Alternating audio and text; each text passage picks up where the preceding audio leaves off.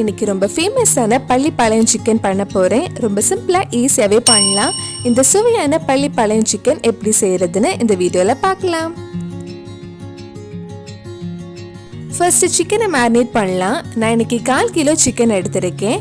அதில் 1/2 டீஸ்பூன் இஞ்சி பூண்டு பேஸ்ட், தேவையான அளவு உப்பு, 1/4 டீஸ்பூன் மஞ்சள் பொடி போட்டு நல்லா மிக்ஸ் பண்ணதுக்கப்புறம் ஒரு 30 நிமிஷம் அப்படியே ஊற வச்சுருங்க.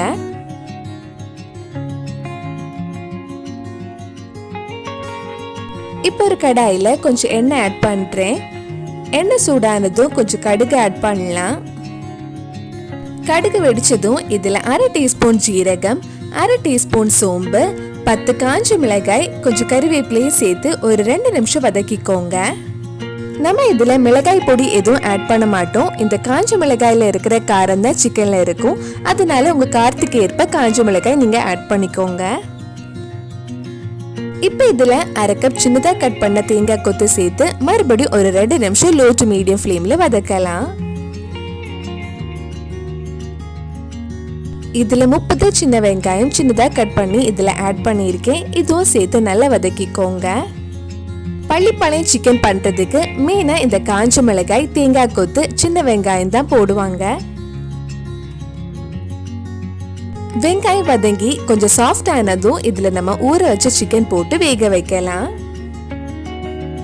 இந்த சிக்கன் வெங்காயம் கூட நல்லா மிக்ஸ் பண்ணதுக்கு அப்புறம் 2 டீஸ்பூன் மல்லிப்பொடி, தேவையான அளவு உப்பு சேர்த்து அந்த மல்லிப்பொடி பச்சை வாசனை போற வரைக்கும் கொஞ்ச நேரம் வதக்கலாம்.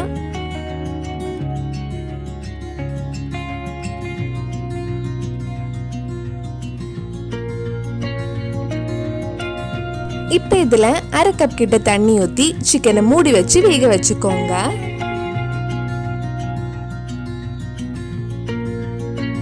டேஸ்டியான பள்ளிப்பாளையம் சிக்கன் ரெடி ஆயிடுச்சு. கண்டிப்பாக நீங்களும் இந்த ரெசிபி உங்கள் வீட்டில் செஞ்சு பாருங்க.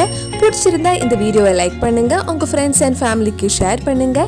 வேறு நல்லா குக் வித் கோமளி ரெசிபி நம்ம சேனலில் ட்ரை பண்ணலாம் கீழே காமெண்ட் பாக்ஸில் சொல்லுங்க. நீங்கள் இன்னும் என்னோட சேனலை சப்ஸ்கிரைப் பண்ணலைன்னா மறக்காம சேனலையும் சப்ஸ்கிரைப் பண்ணுங்க.